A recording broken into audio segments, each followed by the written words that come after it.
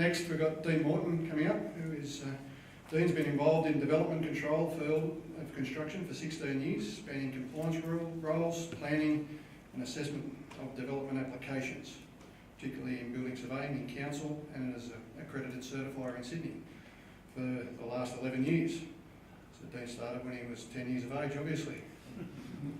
Dean has extensive experience in the interpretation and application of the BCA, both consulting and as an accredited certifier. In his consulting role, he's provided expert witness roles for matters relating BCA compliance. With his role as an accredited certifier, Dean holds a Category A1 unrestricted accreditation with the Building Professionals Board, undertakes certification of development of all classes of buildings. With his extensive experience in aged care, large format retail, high-rise residential projects. With that, I'd like to introduce Dean Morton.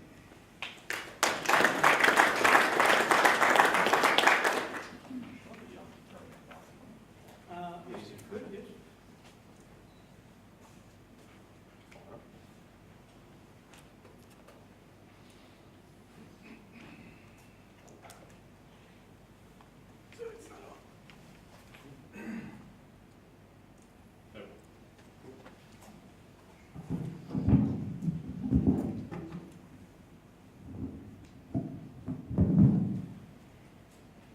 It's on? Yeah, cool. Okay, thanks very much. Thanks for having me here this afternoon. Just to touch on my experience, I started out basically as a building inspector. Started out in construction, to be honest, as a quantity estimator. Gave it up in about the space of 6 months and went into building inspection. I spent 12 months down in Victoria running around looking at pool fences for Monash Council. I was studying at RMIT TAFE at the time, finished those 2 courses up, got out of that, went to Albury Council on the border, spent 5 years there as a regional building inspector, or regional surveyor, doing town planning, consulting, enforcement roles with council and as a building surveyor. And then about 11 years ago now came to Sydney and went into private practice as an accredited certifier and got my A1 accreditation about 8 years now. So since then, that's been my expertise. I am an accredited certifier. Primarily my role is assessing applications for CCs, CDCs, OCs, inspections on site. Just want to touch on those 2 questions that were asked, that were deferred to me, just so they're fresh in my mind. I'll give you an example of what the role of principal certifier is, or the accredited certifier as the state government views our role. If you were to build a 50-storey office building in the city, I'm required to go there 3 times. So that's what the state government says my role is as the principal certifying authority. I'm there to do an inspection after the excavation and prior to the placement of the first footing of the building, before the stormwater connection is made, and for the final. So in terms of what the state government views our role is, we're certainly not there as clerk of works, we're not there as superintendents, we're not there to supervise the builder's works, the subcontractor's works, or anybody's works. We're not the quality assurance program as the state government views us to be. We are simply there to fulfil a statutory role, which is at some point in time to issue an occupation certificate or to ensure the conditions of consent are being satisfied. So we're not there to look at external wall construction. We won't be there to determine if cavity barriers that were required to be installed were installed. Times will change and our role will change, as this is a very fluid outcome in terms of what's happening in terms of our role and what the government perceived our failings were in allowing combustible facades to get onto the sides of buildings. And I'll go through why I believe that we didn't quite so much fail, it's the system that allowed this outcome to fail. We're just simply a cog in the process. In terms of who's to blame, we're all to blame. Who's ultimately responsible if these cladding materials got onto the buildings back in the day? The architect was required to design it to comply with the building code. The builder was required to build it to comply with the building code. The facade engineer was required to design it to the building code. The certifier was required to be involved and determine it complied with the building code.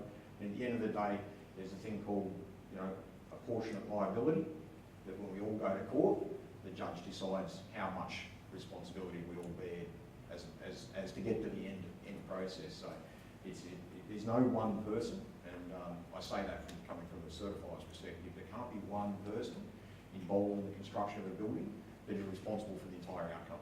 It's an impossibility to expect that. Everybody has to play their part along the process.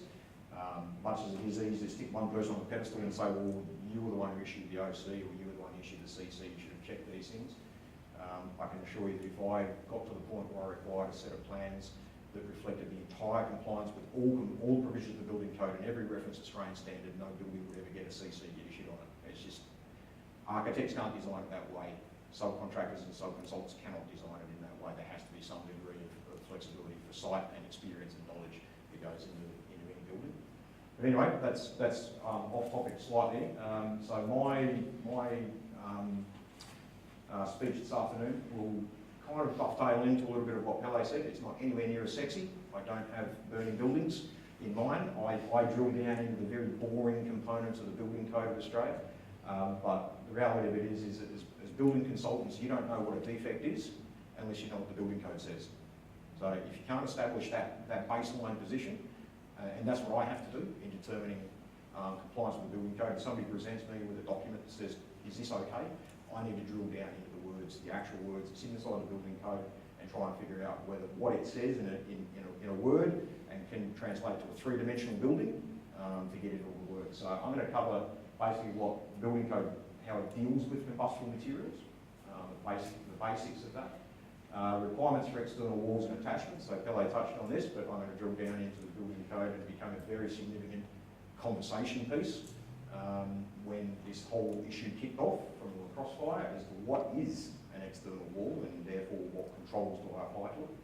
How to determine what's permitted as cladding. Changes to the BCA Volume 1 2016, the big changes. These are the ones that took everything that we knew to be for 22 years and threw it in and changed everybody's attitude. I'm going to touch only on existing buildings slightly because I don't deal with buildings that exist for the most part. I deal with it as a consultant, but my position is going to say, well, how do we get to this in the first place rather than how to deal with it after it's there. So Pele is your expert in that. And the effect of the product ban. So irrespective of anything that sits inside the building code, we now have this wonderful thing called the product ban, and it's come in and just put a line through a lot of what we knew.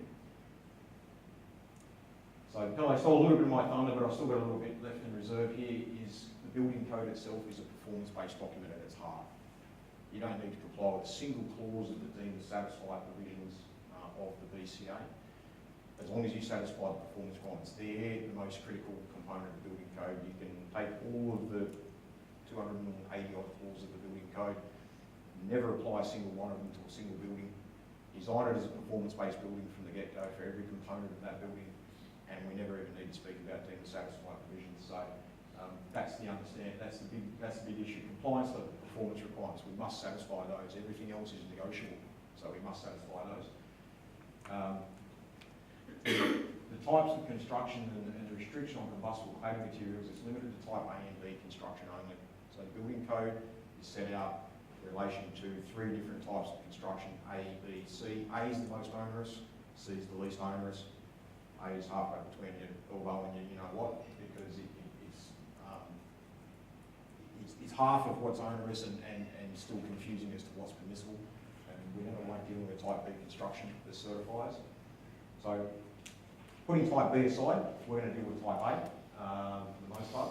But how do you determine what class the building is? There's no point in worrying about whether I can what restriction you put on the cladding materials unless you can figure out, first of all, is it a type A building to which any of these restrictions apply? So the BCA has a methodology which is based on the class of building and its rising stories. As you get further away from the ground, the risks to the occupants get greater. There's a longer distance for you to travel to get outside of the building. Therefore, you also potentially far more remote from where a fire may start. So therefore, as the building gets taller, the type of construction gets more onerous.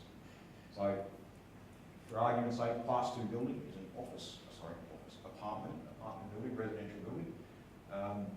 Once we get to 3 stories high, that is now type A construction. We drop straight into the most onerous controls. Not until we get to 4 stories high do we have a class 5 building, which is an office.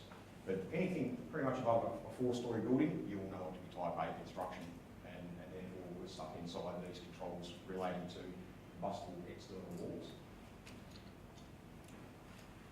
So an example of what used to be in the building code, we're going to get to the new requirements later on, but this is what the VCA up until this year, start of this year, allowed for a building to be of type A construction.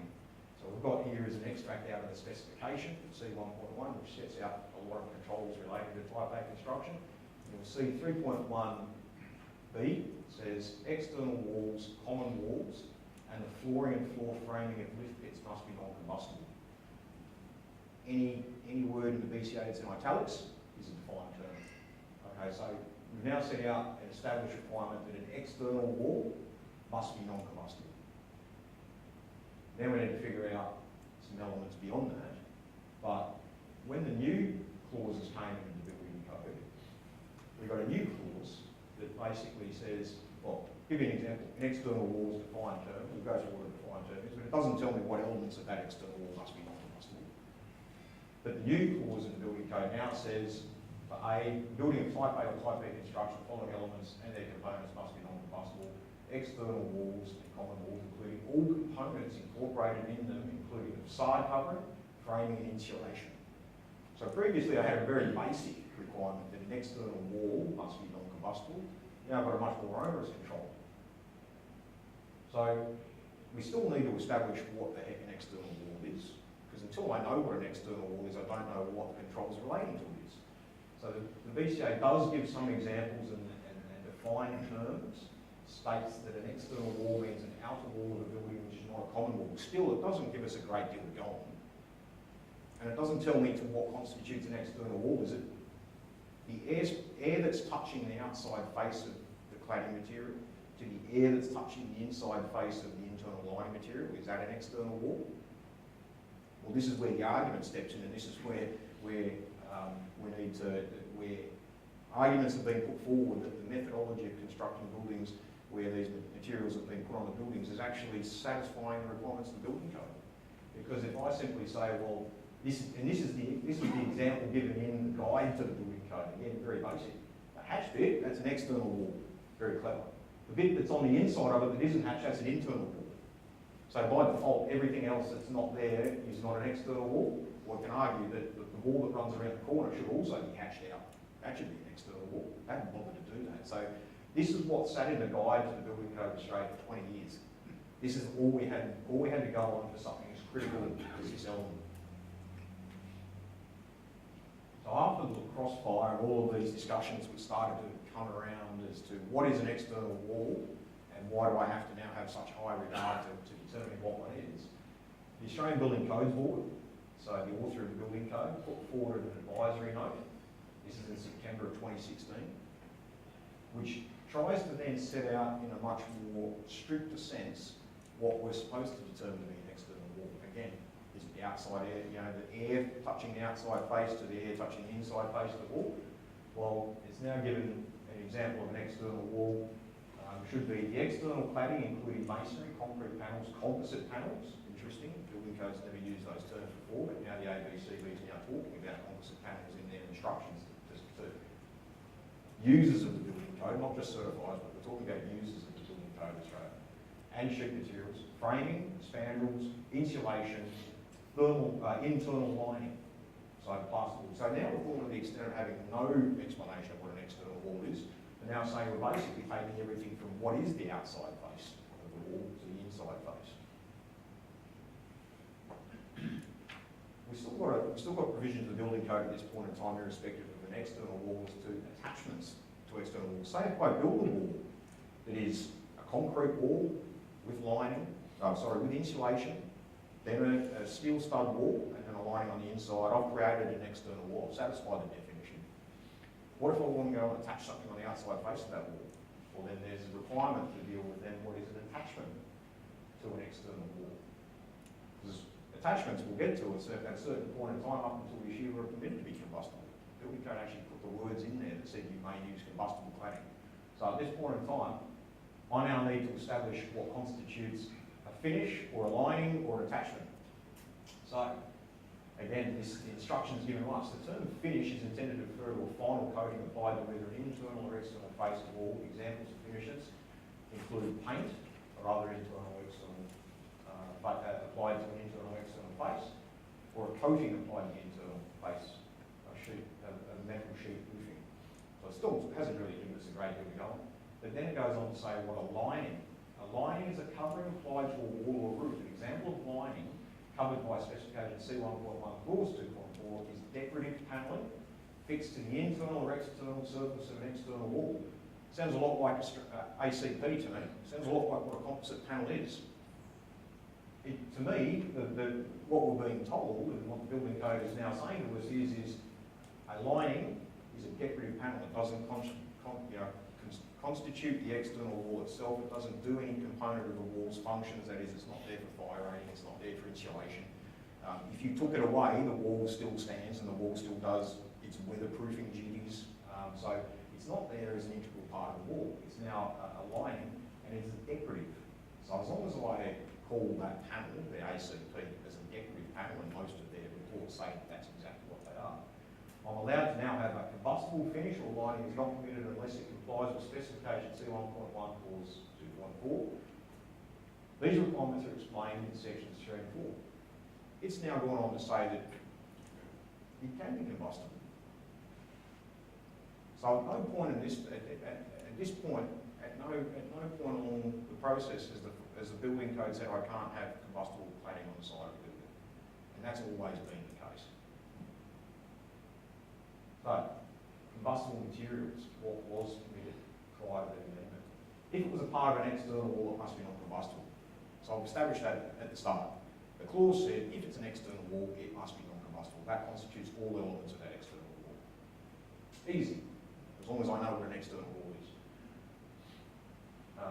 What constitutes non-combustibility is a test under the Australian Standard 1530 Part 1. Very boring, stick it in a furnace, if it catches fire or they sustain flaming for longer than a few seconds, it's deemed to be combustible.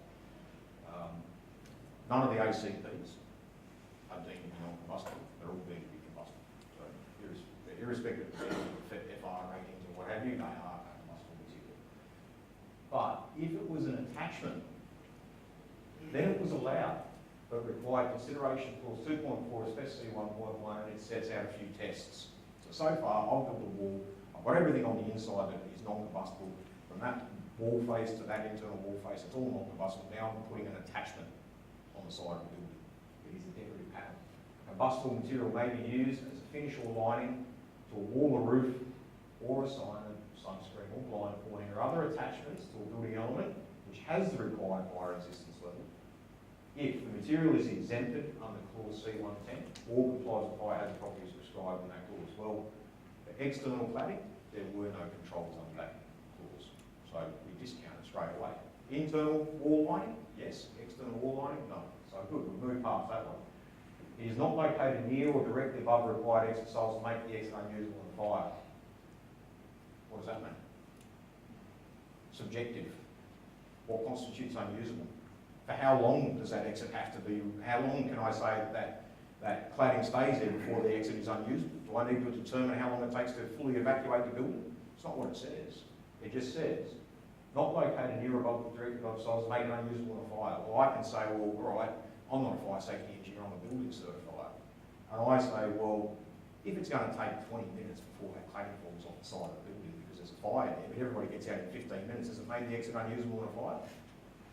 No, well, it's subjective. Nobody's telling me how to come to that conclusion. So at this point in time, as long as the certifier or whoever was promoting that building design is proving that point, but without there being any physical test, without there being any mandatory controls that are prescriptive, then it will satisfy that requirement as well. The final one is it does not otherwise constitute an undue risk of fire spread by the facade of the building. Again, as Mille was saying, completely subjective. What is undue? Half the facade? A third of the facade? 2 square metres? Nobody says anything. This is basically a performance-based outcome written into a clause of the building code, as fire engineers well know, and enabled the outcome to occur on each and every occasion with this cladding on the material because somebody was able then to simply exercise their judgment. We don't have a control. It doesn't say it must comply with an Australian standard, which is a test regime. It doesn't say any of these things. It just simply says not constitute an undue risk. So at this point in time, the building code has said in as many words and without putting a restriction on it, you can stick combustible facades on the sides of buildings. Happy days. Nothing's wrong. Unless anybody believes that that material in itself was one of those two items. It would make the fire exit unusable to fire, or it would constitute an undue risk of fire spread. The attachment or a facing or finish or the installation of any ducting or other service to part of the building required to control must not impair the required control of that part. Again, subjective test. No Australian standard called up. No mandatory controls being established in that clause. So, what was compliant? If a part of an external wall that permitted were assessed as a performance solution, well, we've already established building code's performance-based outcome. Even though there's a deemed to satisfy clause of building code that says you cannot put a combustible facade on the side of a building that is an external wall, I can still get a performance-based solution. I can get a fire safety engineer, write a report that says they believe that it's suitable. If I've satisfied the test, I've satisfied the performance requirements of the building code. Let's start ignoring the deemed to satisfy clauses now because it allows us to do this. These are all the approval mechanisms that existed. The ways and means of demonstrating compliance. Cladding used as an attachment was permitted to be combustible, provided we satisfied the tests. We've just been through how simple those tests really were. You know, there was nothing that you could argue the material was right, wrong, or otherwise. Potentially. Doesn't mean that you could stick paper mash on the side of the building and people will believe it. Evidence of suitability under clause 82.2. Certificates of conformity. These were the great things that came out. That assisted certifiers to then determine whether a material actually met those tests, not being undue fire risk, not obstructing exit. Certificate of conformity and code marks. So if you've ever come across these, they're issued by the Australian Building Codes Board via their code mark approvals process, where basically if you get a code mark certificate and it's set on it, a Lucabond, for want of a better term, or alcoholic, or Vitrabond, or any other Vitracore, or any of these products, satisfied CP2, the purposes of the building code, then I didn't have to read beyond that. It's evidence of suitability. It's just straight up, tick the box, move on. Somebody else has made that determination that that product is okay and given that certificate on their behalf. Now, there's some questions about those certificates and they seem to get revised quite briefly because code marks started to realise that their exposure to liability by issuing those certificates.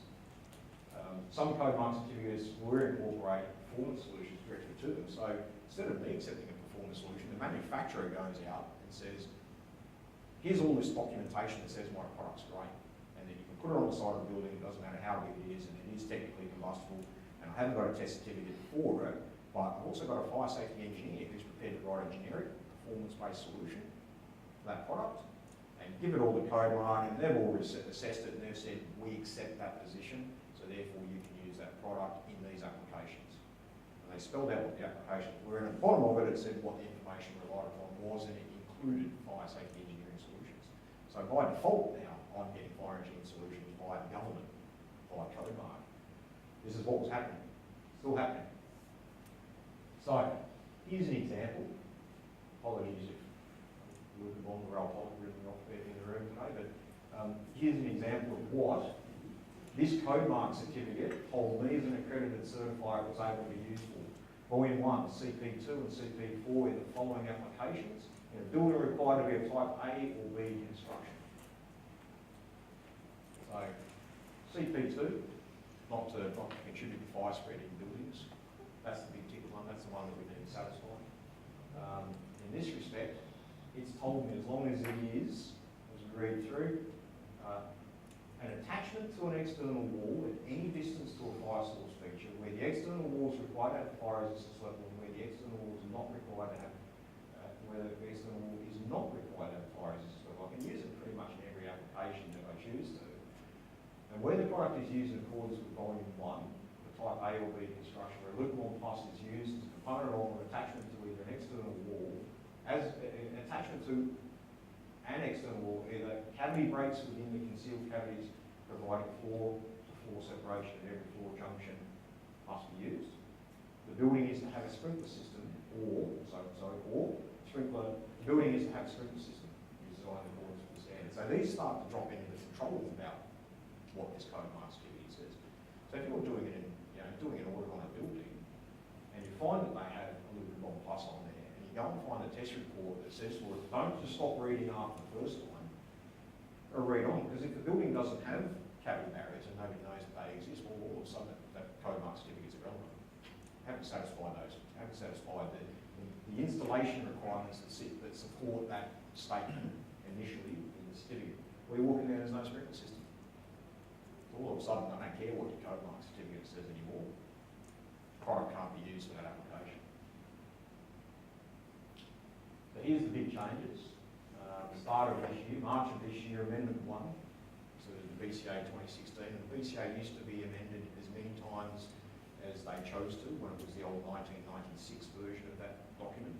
Sometimes it was 2 or 3 or 4 times a year they would come out with new amendments. That became too difficult to keep up with, and they went into a yearly update of about 2013, 2012, sorry, and now they're into a 3-year cycle. They had to introduce this into the 3-year cycle, which wasn't supposed to be renewed until 2019 next year. Because 2019 next year, because of the significance of the change that was required to be implemented. They couldn't wait to do this, so they brought in an amendment 1, which they never intended to do, but they had to do it. So it includes additional commentary in the guide now that explains that the performance requirement CP2 must also have a consideration spread by the external walls of the building. It never used to say that. It used to say fire spread within a building. So you could always argue if the fire went outside and came back in, it's not within the building anymore. It was never specific. They're now giving specific information now. The intention was to prevent fire spread to the building in general, and that may include the facade. It introduced new verification methods, CV3, we'll get to those. It's basically a methodology of demonstrating compliance with performance requirements, but in reality it can't be satisfied because of the complexity or the onerousness of the standard of which it's been brought in. So the inclusion of AS5113 forms a part of the CV3. It's an external wall testing based on an actual proposed wall system. They mock up the whole wall. So previously all the test components would take a component of each individual wall and test each component individually. That wasn't the wall assembly, it wasn't the wall system. So a wall system, as Pele said, can perform very differently depending on how it's built to the individual nature of the components within it. If you take a non-combustible insulation and put it behind a semi-combustible or combustible facade material with less than 30% P, or put a gap behind it, and I know it's been able to chimney effect to run up between it, that performs very differently. But if you test them each individually, they all satisfy the tests, and they're all fine. So this is now to deal with what is basically a wall system. You have to create a whole wall system you're intending to utilise the building. Does not alter the permissibility to use certificates conformity, so code mark certificates are still permissible.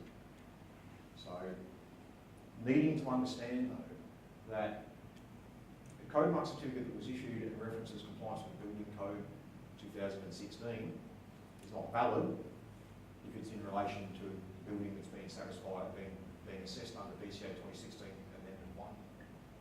So you need to make sure that I need to make sure that the certificate that's being given to me is relevant to when I'm being applied for a CC. So they may say, well, we started the design 2 years ago and applying like this. Don't care, you're applying to it now, and so therefore I apply the rules and controls of the building code as they are today. Introduced some new clauses around combustible elements. So we've got C1.9, very boring, but basically what it was took other components of the building code that already existed, but had very limited information and didn't control the outcome as we looked at. External wall to be non-combustible, child's play. But now we've got something that's far more detailed. And then we've also, they also went through and gave further explanation what constitutes an ancillary element to an external wall. So give you an example of how, when the goalposts start to move, how wide they can get at some point in time. So everybody now is very, very focused on combustibility of external walls. I've deemed the wall to be an external wall, so therefore every component, technically, of that wall must be non-combustible.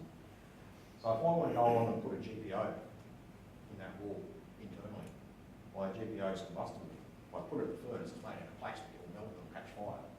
So they had to go to the extent of now identifying what an ancillary element is to these external walls to prevent the next, from everybody going, we didn't really focus on this and nobody really thought it was a problem until now this is a massive problem. Now we've got the requirements to go to the idiotic end of the spectrum to make sure that now we've covered everything. So if you put one that I didn't put in there, to say for argument's sake you've got an external wall that's brick veneer, type A construction, totally permissible, steel spoke framing internally. You're going to put a flashing to that brickwork. Is it snake skin, plastic, that's sitting at the bottom of it? Is it combustible? I'll stick it in the furnace, it'll melt, and it'll catch fire, so therefore it's combustible. Therefore, technically, if I was to apply everything without these new controls around ancillary elements, you couldn't even put that in the external wall. So that's how crazy things have gotten from not being so focused on it to being so focused on it, we're going to break down every component of construction in an external wall that's need to be non-combustible. So this is what we now have. So the other, and just stepping back, if you remember, the clause 2.4 of SC 1.1 was the one that actually spoke to you can have combustible facades on buildings, and you use the words you can have combustible facades on buildings. Had a few tests that we had to satisfy. The new clause 2.4 is now a method of attachment not to reduce the fire resistance of building elements. The method of attachment installing a finished lining, ancillary element of lining, so we're allowed to still have lining, must not reduce the fire resistance of the element below that required. Got rid of the words combustible, gone from the building code. They don't exist in terms of attachments or linings or any of these types of things. They only exist now in what you can't do for external walls. Here's an example of the 5.13 test. So this is a full mock-up. They actually put the firebox below the element. That's some form of combustible flame. You'll see after 26 minutes, you'll see there that it doesn't run as an embedded video, but after 26 minutes, pretty much that whole facade has collapsed on the side of the building. The limitations with trying to comply with that Australian standard is there is a falling debris test that says you can't have more than 2 kilos within the test grid fall off that facade, because it's to deal with can it make the exit unusable in a fire. It now quantifies what these things are. I've heard anecdotally, I don't know whether this is true, I received an email from quite a prominent structural engineer who was basically expelling his thoughts that if you took a reinforced concrete wall, that's, say it's a 90-minute FRL, so the concrete covered in that is about 25 to 30 millimetres from the wall face to the reinforcement, put it in that test, it would fail.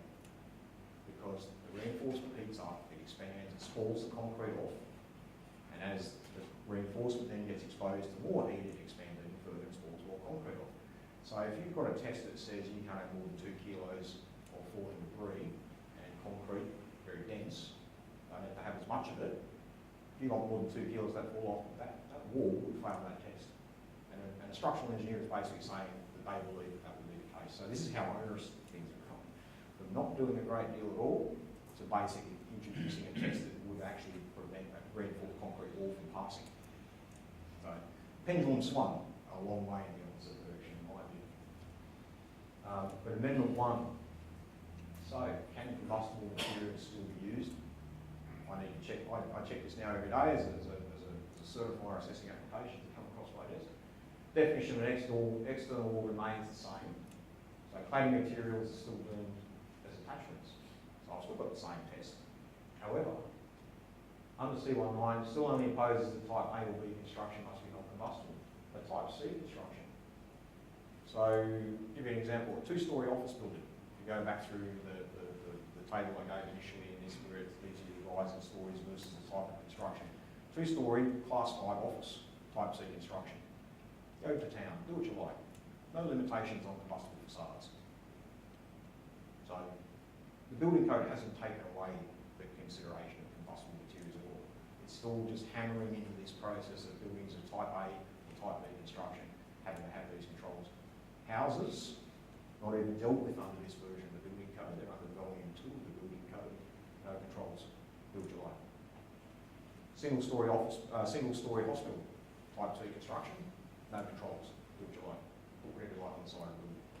So it hasn't removed it completely, it's just trying to make it more obvious to to the more high-risk buildings. C1.14, wall lining is not considered an ancillary element. So basically, at this point in time, if I want to go and put a combustible lining on an external wall of the building, there is no controls in the building. There is no permissibility at all as a deemed to satisfy clause. It's been removed. C2.4, especially C1.1, still continues to have effect, but it no longer refers to combustible materials. So far at this point in time, if I'm in type A or type B construction, I found no permissible outcome that allows for combustible facade materials to be put on the side of the building. Existing code mark certificates may no longer be valid. So if it hasn't been issued against Amendment 1 of the Building Code 2016, I still can't use it. I can't rely upon it. So still no permissibility to put combustible facades on buildings. Will it comply with the AS 1530 5.13 standard? Unlikely. It'll fail. So we won't even bother discussing. Performance solutions can still be adopted. Right? I've still got a fire safety engineer that comes along and says, take this material, stick it on the side of the building, and it's safe. So that's really one of the few controls. So the answer is, can you use it? The answer is yes, but in a very limited sense now. But the question that would always be asked of somebody like myself or anybody sitting in a room trying to design a building or determine whether we should be putting combustible facades on the building is, why would you? You wouldn't do it anymore. A lot of these things get introduced. The industry has had to move a lot faster because insurance says we won't cover it. Don't worry about what the building code says. Don't worry about what your certifier says. Don't worry about your facade engineer. Don't worry about your fire safety engineer. If the insurer says no, then there's the answer. Now, last one is the product ban. Building under construction. This is more directed when I gave this to the master builders and to students in construction management. Because of the changes aren't retrospective, if you're currently building, you've got all the approvals in place. In terms of building code changes, you just keep moving on. If you've got a product that's questionable, you just get rid of it if you can afford to. You wouldn't just continue on. This is the more interesting one, the product ban, issued by Fair Trading in August of this year. Introduced a whole new act of Parliament to enable these to enable the government to then start banning products, which surprised me. I thought they would have the capacity to ban building products for 50 years, but they didn't. So they had to introduce a new act in order to do that. It prohibits the use of ACPs where the core is greater than 30% PE. The industry banned those from use collectively. We all banned them by simply certifiers not approved, builders not wanting to build with them, insurers not wanting to insure them. We all did that 5 years ago, so they're a little bit out of date. But basically what it's saying is, in its first instance, is that product can't even be sold. If it's for the use on a building that's type A or B construction, you can't even sell it. Some interesting components of this product ban was the government, when they introduced it, and the information they gave associated with it, says they don't believe the building code adequately controls the use of combustible facades. They're a party to the process of issuing the building code, but they came out and said that they don't believe the building code's adequate, so we're going to introduce a product ban to facilitate the outcome that the New South Wales government believes is the better outcome. But it does also apply to any building which has got combustible facades on it that are ACPs that have got greater than 30% PE4. Out and out ban. So when I explained before that you can come to me, provide a performance-based solution to the building code and satisfy that, if this product ban says we don't care how you've got it approved on the building, we don't care if you get a performance-based solution, we don't care how safe your fire safety engineer says it is banned and it must be removed. No questions, no arguments, that's it, get it off the building. So, interesting to see what's going to happen as a result of this ban and to see, because it basically removed what was permissible under the building code in terms of assessing performance-based solutions and compliance with the performance requirements of the building code for 20 years and says, we don't care. So this would be a very interesting outcome to see what comes as a result of this ban.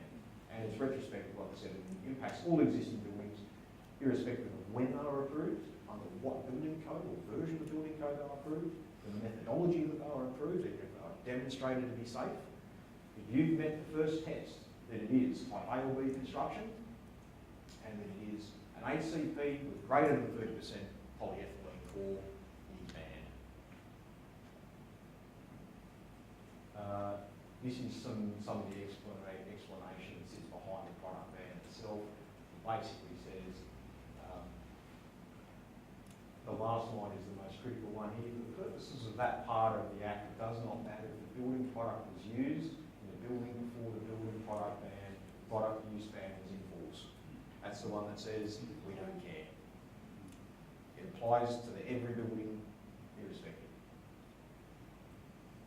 That's it. Every building type? Type A or B construction, so Not the other types? not type C. So you would have to go, so give me an example for you guys as building consultants. Somebody comes along and says, can you tell me do I have a problem? You walk up and it's a 4-storey building. First thing you know, any building over at 4 stories or greater is type A construction. Yes, it must be non-combustible. And that product ban applies to type A or type B irrespective. So you need to go and establish the type of construction by that table in the building code first and foremost. Then you'll know whether that ban applies. Just in residential buildings, when they're certified either by council or private certifiers, they then ask for things like waterproofing certificates to see waterproofing is done, ventilation code, etc. Now, when you're certifying a 12-storey building constructed by American, you've done 3 inspections for the course of the building. What do you then require to certify that building? Oh, well, yeah, there'll be probably about 100 different pieces of information that will come to that, but I didn't go into this, but there has been a lot of changes in relation to the requirements for inspections of buildings, particularly residential buildings, where you have to now inspect 30% of the fire ceiling of all fire-rated walls and penetrations internally with buildings, all the bounding walls. Yeah, we've gone from going and doing 10% of wet areas. So Meriton, they'll do a 400-unit apartment block. I'll go and inspect the whole ground floor. That's 10%. It's 40 apartments on the ground floor. I never have to go back to look at another wet area. Technically, that's what the government says I need to do. So I'll get an installation certificate if I'm that kind of certified. I'll get an installation certificate. I'll just simply say I want your installer to provide me a certificate. I don't have to look at it, see that it actually has information like the address, the information that's associated with it, whether they're licensed, whether they state that it's been installed in accordance with the standards. What you need to appreciate is a certifier is not what the public perceives to be. As I said, we're not clerk of works, we're not superintendents. We may attend a site 10 times in a 5-year build. So we have to rely on the installation certificates, and the government says that's okay. So yeah, when you say what do I require, evidence that they built in accordance with the building code for every component I wasn't able to physically see. When you, in your early piece there, what constitutes a wall, you didn't mention glazing. Glazing, so the requirement for an external wall is the outermost wall that is used for effectively the weatherproofing of the building. So glazing, a window element is a part of an external wall. I think they've conveniently left it out because, again, if you subjected a test under the 501(3) standard to a cassetted window system in a commercial building, a curtain wall, it would fail that test because the gaskets would melt out, the aluminium would deform, and the panel and the window panel would fall out.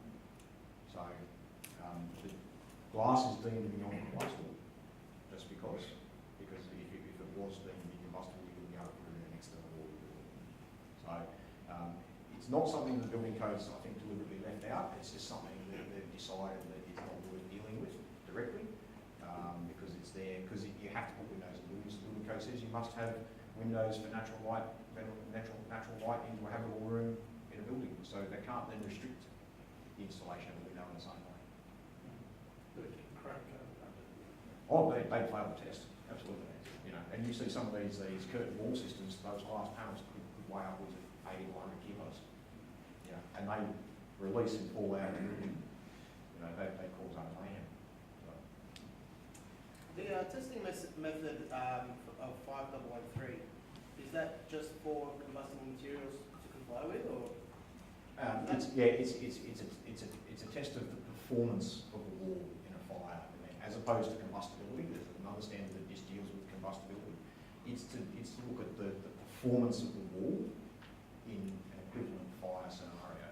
So If there's an ACB panel as specified, or? not necessarily, any- no. Any external wall, it can be subject to that test.